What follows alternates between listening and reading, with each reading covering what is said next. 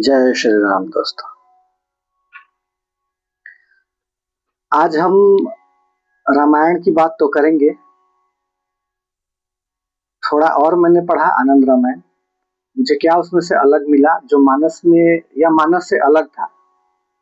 लेकिन उसके पहले थोड़ा सा हम हमारे बारे में बात करेंगे, हम अपने बारे में बात करेंगे।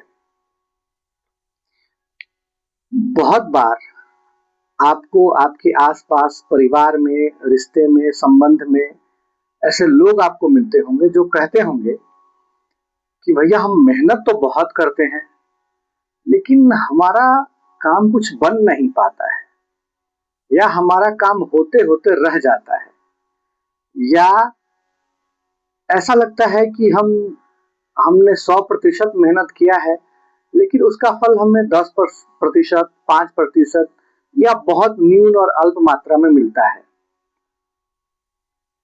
इस तरह की बात जब कोई भी आपसे करेगा तो उसको आप सलाह दें कि एक बार आप अपनी कुंडली किसी अच्छे जानकार ज्योतिषाचार्य से दिखाइए। इस चीज को देखने के लिए हम कुंडली के 2 घरों को देखते हैं, 5वां घर और 9वां घर।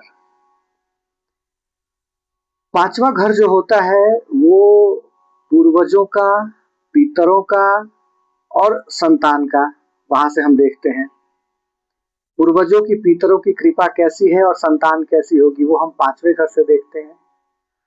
और 9वें घर से भगवान की कृपा हमें कैसी मिल रही है और वहां से हमारा भाग्य कैसा होगा, हम वो देखते हैं। सामान्यतः इन 2 घरों में पहले आप देखें कि कौन सी राशि बैठी है और उस राशि में फिर ग्रह कौन सा बैठा है, और उसके बाद उस राशि का स्वामी और कहां बैठा है। इसको थोड़ा सा अलग हटके आप ऐसा समझें, जैसे आप जिस घर में रहते हैं वो 3 मंजिले का घर है, आप ग्राउंड फ्लोर पर रहते हैं, आपके पिताजी वो फर्स्ट फ्लोर पर रहते थे और आपके दादाजी जो है वो सेकंड फ्लोर पर रहते थे या रहते हैं। कोई एक ऐसी वस्तु या कोई ऐसी चीज या कोई ऐसी कृपा आपके दादाजी आपको देना चाहते हैं और उन्होंने तीसरे मंजिले से उसको पास किया, सेकंड फ्लोर से पास किया ग्राउंड फ्लोर तक आने के लिए, लेकिन आपके पिताजी ने उसको फर्स्ट फ्लोर पे ही रोक दिया, तो वो चीज, वो वस्तु, वो कृपा आप तक पहुंच नहीं पाएगी। आगे हम बात करेंगे पृथ्वी लोक से ऊपर और सारे लोकों की और पृथ्वी लोक से नीचे भी कितने लोक हैं उनकी। फिलहाल ये समझे कि पृथ्वी लोक से ऊपर पितरों का लोक है और सबसे ऊपर जो है वो ब्रह्म लोक है। तो 9वें घर से जब आप किसी भी कारण से, आपके किसी भी काम से, किसी भी बात से आपके पितर, आपके पूर्वज आपसे नाराज हैं और उनकी नाराजगी को अनदेखा करके आप अपने 9वें घर को मजबूत करने के लिए किसी देवता, किसी भगवान की आराधना करते हैं, तो वहां से कृपा तो चलती है, ब्रह्मलोक से वो कृपा, लेकिन उस कृपा को पितरों की लोक से ही होके आप तक पहुंचना है।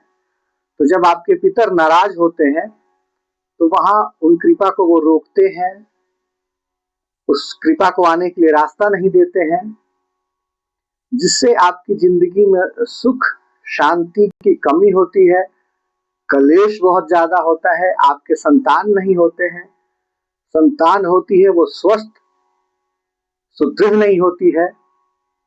तो इस बात पे हम अगले वीडियो में एक बार और विस्तार से और धीरे धीरे थोड़ी थोड़ी चर्चा करते रहेंगे। कुंडली के एक एक भाव की चर्चा, उनके देवता, उनमें कारक और अकारक ग्रहों की भी बात हम धीरे धीरे करते रहेंगे। इसके साथ आज हमने जो आनंद रामायण में जो थोड़ा मानस से अलग पाया है वो मैं आपको बताता हूँ। जैसे मानस जब हम पढ़ते हैं तो उसमें हमें वर्णन मिलता है कि सीता स्वयंवर जब हो रहा था और शिव धनुष जब भंग हुआ तो उस स्वयंवर के बीच ही भगवान परशुराम का आगमन जनक की नगरी में होता है या उस जगह पे होता है जहां स्वयंवर हो रहा था। लेकिन जब हम आनंद रामायण पढ़ते हैं तो हम ये पाते हैं कि भगवान परशुराम का आगमन स्वयंवर स्थल पे नहीं होता है। यहाँ शिव धनुष भंग होता है। जनक जी फिर न्योता अयोध्या को भेजते हैं।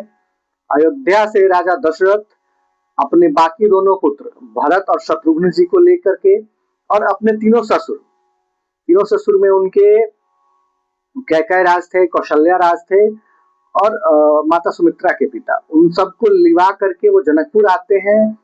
यहाँ अपने चारों पुत्रों की शादियां राजा जनक की 2 पुत्री और उनके छोटे भाई कुशध्वज की 2 पुत्रियों से करते हैं। ये सब होने के बाद जब वो बारात विदा करके लेके जाते हैं तो थोड़ी दूर बारात जाने के बाद भगवान परशुराम का आगमन होता है। प्रभु श्री राम और भगवान परशुराम का संवाद होता है। भगवान परशुराम अपना धनुष प्रभु श्री राम को देते हैं और फिर महेंद्रगिरी पर्वत पे लौट जाते हैं। फिर ये लौटती हुई बारात जब आगे अयोध्या की तरफ बढ़ती है, अयोध्या चली जाती है, पहुंच जाती है। एक और बार जनक जी प्रभु श्री राम जी को, दशरथ जी को और बाकी के तीनों भाइयों को जनकपुर बुलाते हैं। प्रभु आते हैं अपने पिताजी के साथ।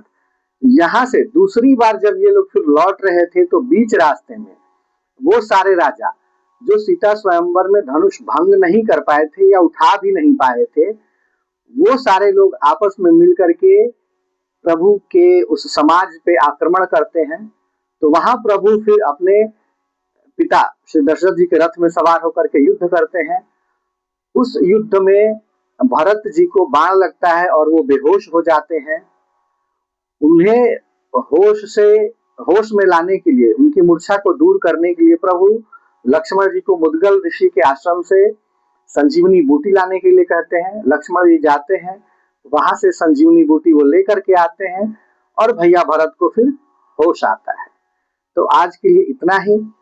कृपया अपना साथ, सहयोग और प्यार बनाए रखें। मैं और नई बातों के साथ आपके साथ अगले वीडियो में जुड़ूंगा। जय श्री राम।